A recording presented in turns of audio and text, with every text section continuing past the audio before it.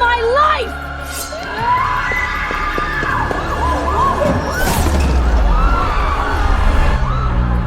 In my despair, my blood splattered onto the shattered magic mirror. At the exact same moment, Seraphina's blood stained it too.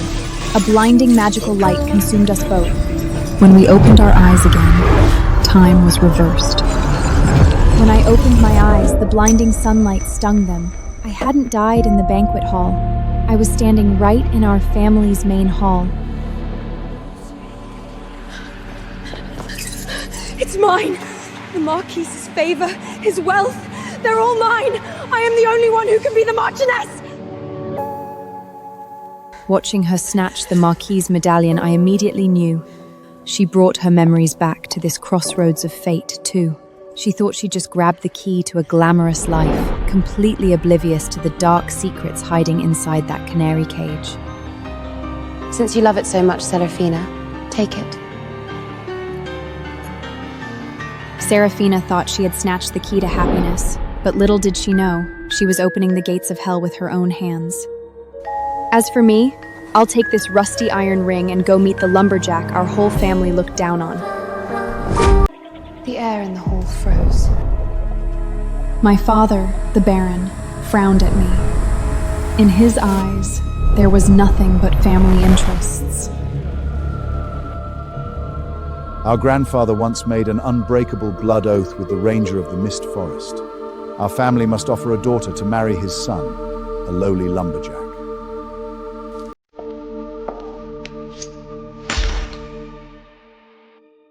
Father, since her despicable soul is only fit for dirt and poverty, let's give her what she wants. Elena, go rot in that dark, damp forest and spend the rest of your life with that lumberjack! I picked up the mud-stained iron ring without hesitation. Anyone who could survive this long in the beast-ridden mist forest is by no means ordinary. Besides, choking down the grossest black bread in the forest is 100 times better than swallowing the poisoned wine of the Marquis' estate.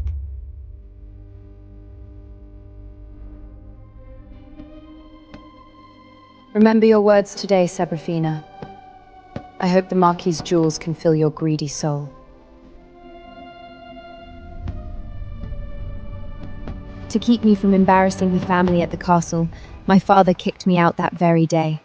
Standing in the square with nothing but a battered wicker suitcase, I saw my husband for this lifetime for the very first time, Aliston. He stood there like the most aloof frostwolf from the extreme northern Icelands, completely ignoring the disgusted looks from the passing noble servants. Hey, tree chopper, here's your bride. Now take her and get out of our sight. Your filthy feet are dirtying the castle grounds. It's not too late for you to back out. There's no fine velvet or dazzling jewels in the mist forest. Just biting winds and bloodthirsty beasts. I have no need for those false, frivolous things. All I want is a place where I can grow my flowers in peace.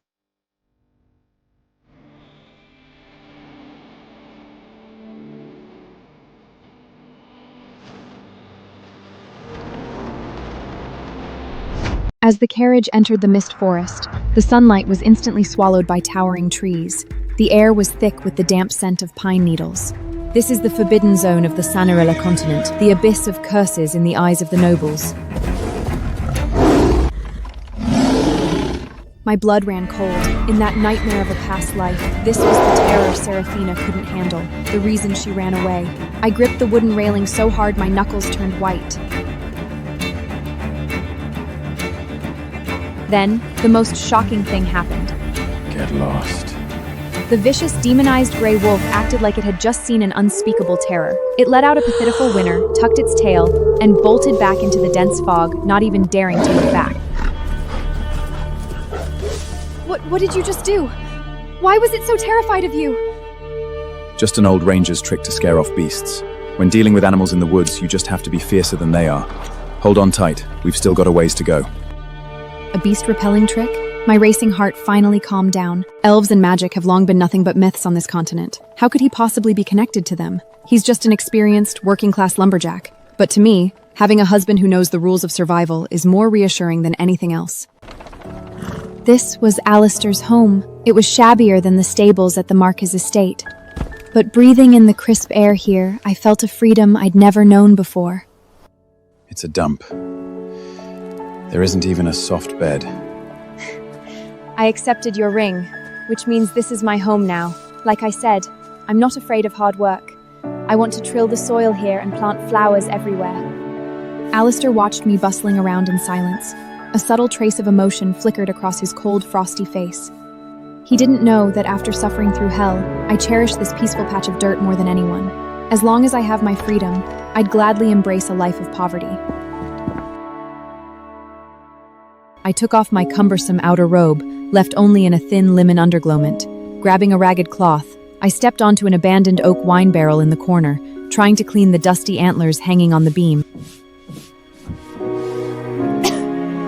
I think we need to make this place look a little less like a troll's lair first. Get down, that barrel is rotten.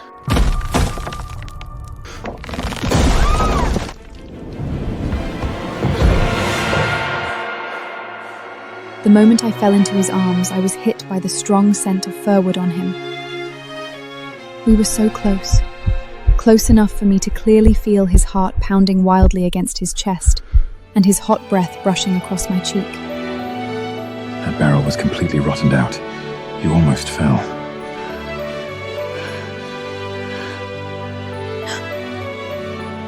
Thank you. I wasn't paying attention. The heat of his palm still felt branded on my waist. The once freezing air suddenly felt strangely thick. He turned away to clean the fireplace, using silence to hide his clumsy awkwardness. And as I watched his broad, towering back, my wildly racing heart finally began to settle. While I was trading the labor of my own hands for peace in the mist forest, an extravagant wedding was being prepared back at the castle. This dress alone is worth enough to buy the entire mist forest. Seraphina, I will make you the most dazzling woman on the Sanaroa continent. Of course, my lord. This is the destiny that belongs to me. Seeing Seraphina so completely consumed by vanity, all I felt was profound pity. She thought she was climbing the steps to ultimate power, blissfully unaware that the Marquise's estate, envied by all, was nothing. My lord, your favoring my daughter brings supreme honor to our family. As for Elena, who has stained our name, I have already stripped her of the family surname and her inheritance rights. She is no longer under the protection of our crest. You did the right thing, Father.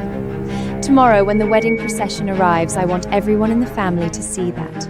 Elena's lowly lumberjack of a husband isn't even fit to shine the Marquis's shoes. In Sanaroa, a soul bond is only truly forged when the parchment marriage contract is signed in the square of the Oath Temple, witnessed by a priest. But I knew that tomorrow, that solemn temple would just be a stage for Seraphina and those arrogant nobles to humiliate us.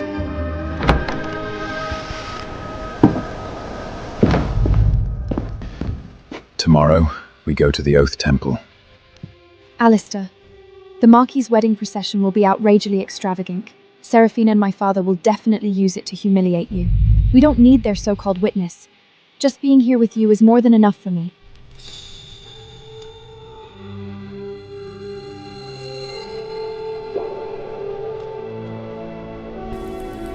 It's your ceremony. I don't want to miss that.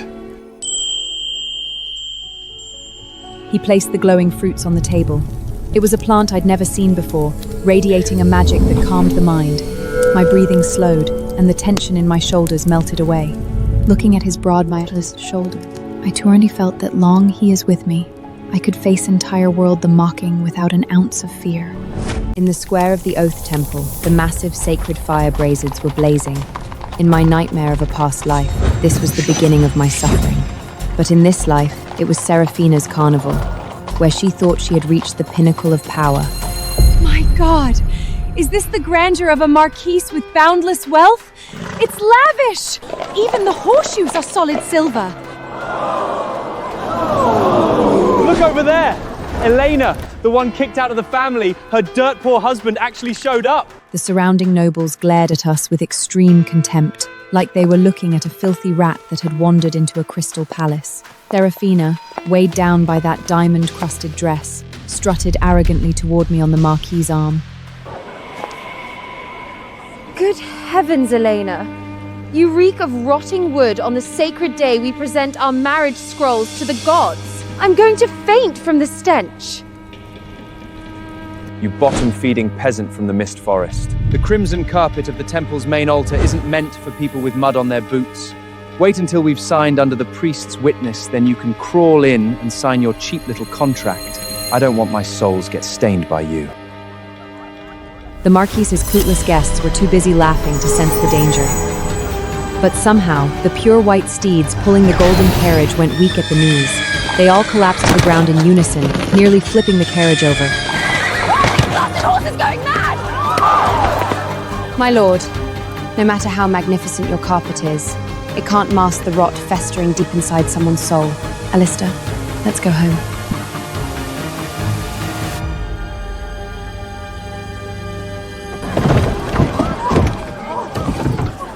You bitch! Go rot in those miserable woods for the rest of your life!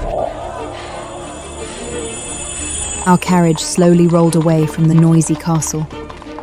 Watching Seraphina smugly climb back into her righted golden carriage, I felt nothing but deep pity. Her own personal hell had only just begun. On our wedding night, fate finally responded.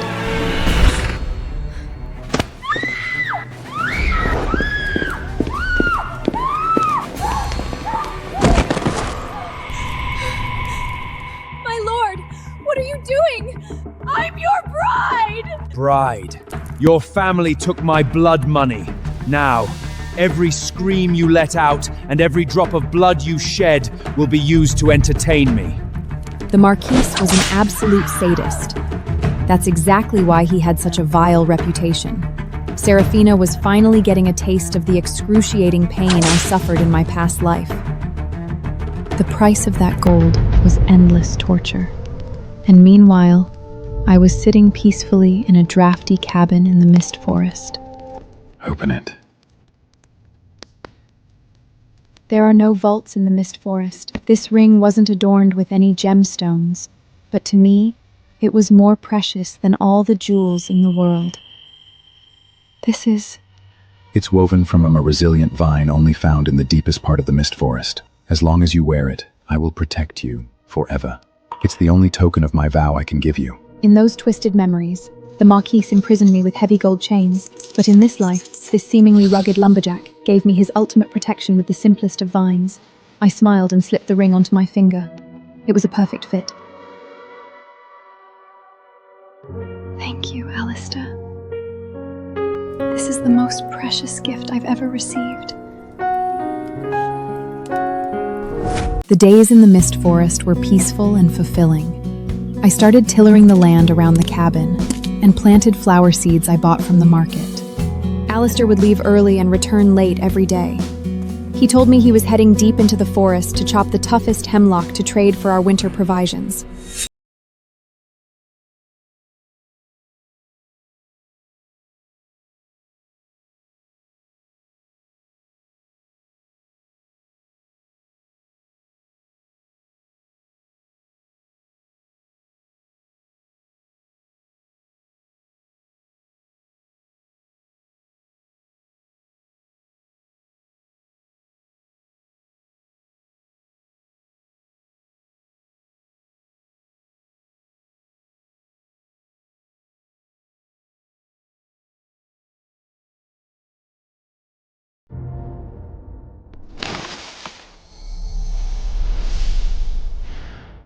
Who's there?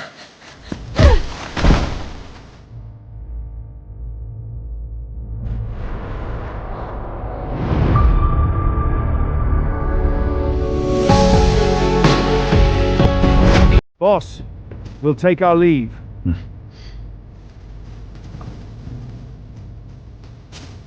The air in the forest seemed to freeze. Staring into his fathomless emerald eyes, I was so tense my breath caught in my throat. Elena, did you see all that? Aliston, that green light from your fingertips, and those two men. Before I could even finish, a 10-foot-tall shadow-wren bear burst from the dense fog, jaws wide open, lunging straight at me. In the nick of time, Alistair shot forward like a bolt of black lightning, shielding me firmly behind him. Easy now. Then, the impossible happened. Stand down. At his whisper, the bloodthirsty frenzy in the giant bear's eyes miraculously vanished. It actually didn't attack us? You didn't kill it? I grew up in these woods. It's just an old ranger's trick to ward off beasts. They know the whistle well. As long as we don't mean any harm, they won't hurt us. Surviving that brush with death leaning against his broad, warm chest, I felt safer than I ever had in my life. Even if he was hiding an abyss behind him, the back shielding me right now was undeniably real. I locked my doubts away, waiting for the day he'd be willing to bare his true soul to me. Promise me you won't risk your life alone in the woods again. I promise. I won't let anyone or anything ever hurt you. But the peace I yearned for was a pipe dream. That evening, a letter sealed with dark red noble wax appeared on our rough oak table. My dearest sister, tomorrow is the family's anniversary banquet. Make sure you bring that mud-calfed lumberjack husband of yours. Let all our noble guests witness your pathetic romance. I gripped the letter tightly. This was obviously a deadly trap, but if I refused to attend, those arrogant nobles would definitely hire ruthless bounty hunters to harass us endlessly in the forest. We should go, Elena. It is a family anniversary after all. As your husband, it's only right that I accompany you. But Alistair, that castle is filled with nothing but prejudice and malice towards commoners. I'm afraid they'll... Trust me, from the moment you put on this vine ring, no one will ever be able to treat you like they used to. There was a convincing power in his words.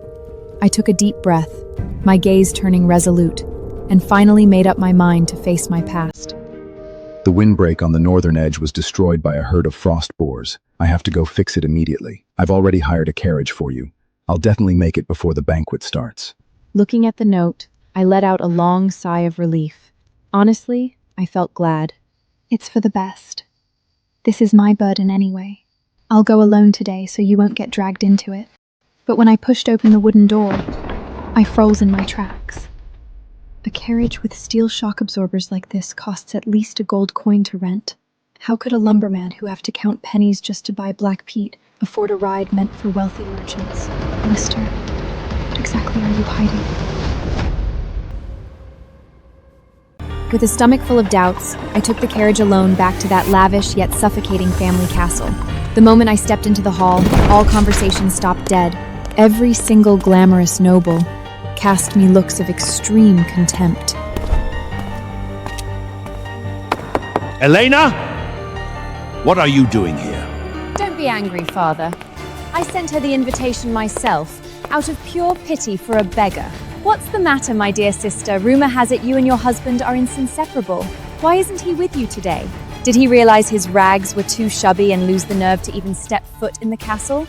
Did he just abandon you and run tail back to the woods? Serafina was laughing hysterically, but I could still see through her facade to the hellish life she endured at the Marquise's estate, betrayed by the dark purple bruises she tried to conceal with heavy powder along her neckline. Alistair has more important matters to attend to. Unlike some people, who wear priceless gowns yet still have to try so desperately to hide how miserable they truly are. Shut up!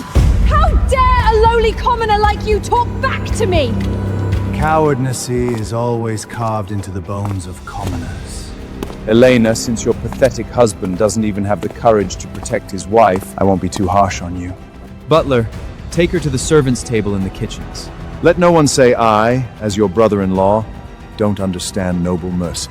Looking at this immaculately dressed but twisted sadist, I mercilessly tore off their hypocritical masks in public. You should save your mercy for your wife, my lord. After all, having to buy powder thick enough to barely cover the layers of whip marks and bruises on her neck every day, that must be quite an expensive undertaking. You arrogant heretic. You have a death wish! Just as the infuriated Marquise was about to order the guards to drag me out, a loud, trembling announcement echoed from outside the castle. Reporting to the Baron, the legendary Court of Life merchant gang has delivered an unimaginably precious gift. They said it's an ultimate blessing for the most esteemed lady tonight. With that announcement, the entire hall plunged into dead silence.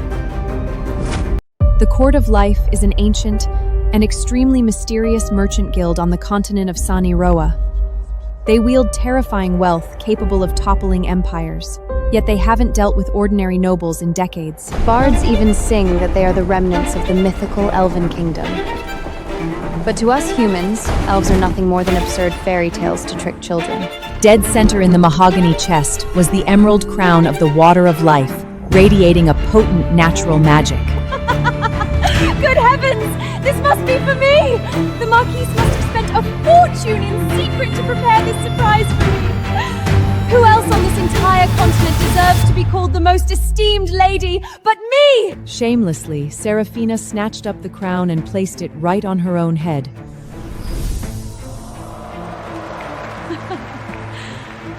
My wonderful daughter! To think you even caught the attention of the Court of Life! Our family is finally going to join the ranks of the top nobility! At that exact moment, I was stunned to notice that the bottom of the mahogany box was lined with moonlight blue wisteria, a flower found only in the deepest parts of the mist forest. Not only that, but the ancient vine runes carved into the base of the crown were absolutely identical to the pattern on the grass ring Alistair wove for me. Why would a crown belonging to the Court of Life bear the exact same runes as his? My heart was full of shock and confusion, but I was certain of one thing. A sacred relic like this was way beyond the reach of a money-grabbing man like the Marquise. By falsely claiming this monumental gift, Seraphina was essentially placing her own head on the guillotine. Seraphina, forcing something onto your head that doesn't belong to you is only going to invite disaster. Are you jealous, you bitch? You don't even have the right to look at this crown in your lifetime! Father, throw her out! To monopolize the gift that shocked the continent and to trample me underfoot completely. My barren father launched the most vicious verbal attack against me. Elena, there's no need for you to ever attend another family banquet. You are an absolute disgrace to this family's name. Take your pathetic commoner manners and get out of my castle immediately. From this day forth, I officially strip you of your family surname. In front of all the nobles, he maliciously stripped me of my surname, reducing me to a rootless vagabond. But in their eyes, even that wasn't enough. Seraphina was tortured endlessly at the Marquise estate and received no love from her husband whatsoever.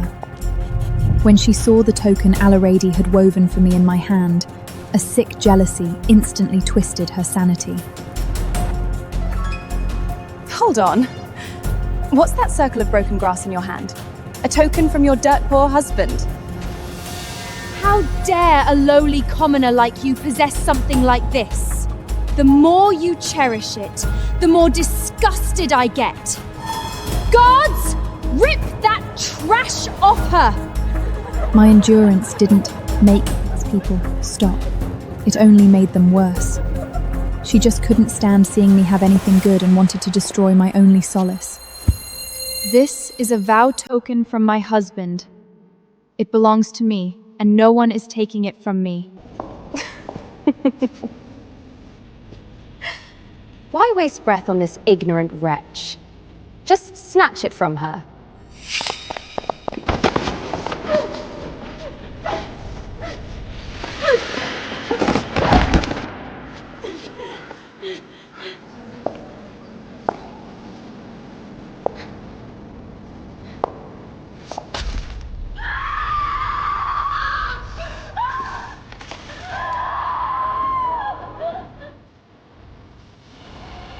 Using her sharp, jeweled nail guard, Seraphina brutally peeled that emerald grass ring right off my knuckle.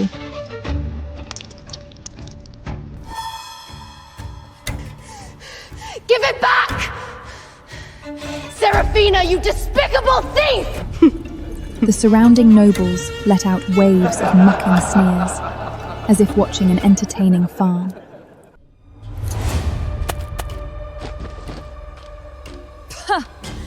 This trash woven from a few weeds is what you are protecting with your life? It's hilarious that you actually treat a cheap peasant trinkle like a treasure. Just as I was being trampled on and left utterly helpless, the mysterious subordinate hidden in the castle's shadows sensed the fatal danger. He immediately sent an urgent report back to the fallen news was a secret art. My lord, you must go save Her Mightiness immediately. Those nobles and nobles didn't just publicly strip her of her surname, they also stole the vine ring you gave her. Upon hearing those words, the fury in Alistair's eyes completely spiraled out of control. Dare to touch what's mine. I'll make every single person in that castle pay the price.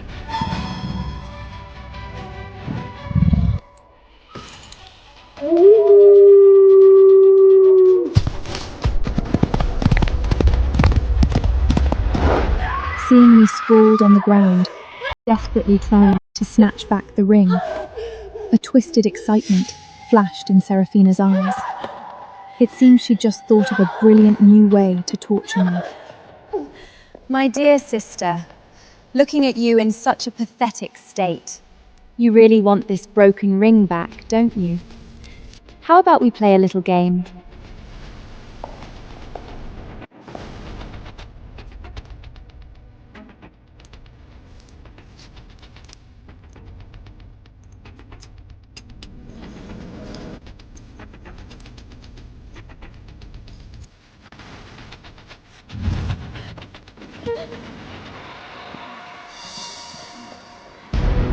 There, a fresh layer of magic crystal slad had been dumped out. The dark red burning coals were mixed with countless rusty caltrays. This was the hell the Marquis used to execute heavy offenders. If you take off your shoes right now and walk barefoot across this fire pot step by step, I'll give you your precious grass ring back. Faced with this lethal torment, the nobles lining the path showed no mercy. Instead, they erupted in sickening laughter. What a spectacular drama. Stepping into scorching heat for a few strands of broken grass? Keep your eyes wide open and enjoy the show, everyone. This is the pathetic, laughable romance of the bottom-feeding commoners. In the face of absolute class power, even the last shred of pity was cold-bloodily crushed. Every unwooer was just waiting for me to break down and beg for mercy on my knees. They didn't understand at all. That grass ring was the only shelter my husband gave me in the cold night. For him, even if I had to walk through the hellfire and abyss of purgatory, I would never back down. The horrifying sound of flesh instantly searing against the intense heat echoed simultaneously with iron spikes piercing my soles. The moment my blood flowed, the coals evaporated it into a gruesome red mist. The agonizing pain felt like thousands of red-hot steel needles piercing my bone marrow all at once. But I clenched my jaw tight and forced myself to take the first step. I lost my balance, falling heavily forward into the dark red slag. Out of instinct, I braced myself with my hands, my knees slamming down hard. Still pretending to be noble? Bow down! Admit that choosing that piece of trash was a complete joke, and beg me for mercy out loud!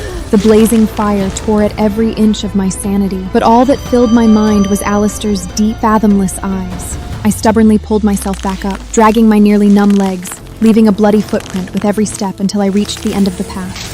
Taking the arduous final step, I collapsed heavily at the feet of Seraphina's expensive leather shoes.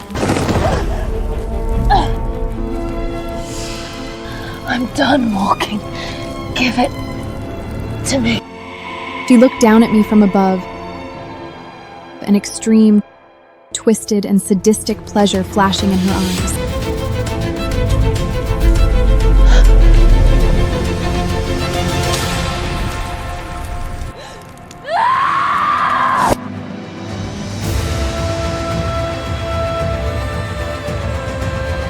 Oh my, I'm so sorry. My hand, it just slipped. Smiling, right in front of my face, she intentionally uncircled her fingers. In that moment, my heart was reduced to ashes right alongside that ring. The light in my eyes completely died, replaced by a glaring, blinding ray. Is this the pretty face your husband is so fond of? I'm going to destroy it. I'm going to make your penniless husband look at your hideous face and be disgusted for the rest of his life. Extreme humiliation and pain washed over me. Just in the life or death split second before that red-hot branding iron ruined my face.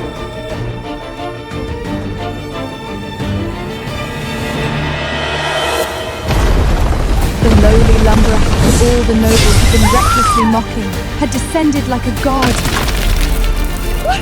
What kind of heretical dark magic did you just use? God! Kill him! The wind ripped through the dust. Standing tall, right in the eye of the storm, Alistair looked like an absolute demon god.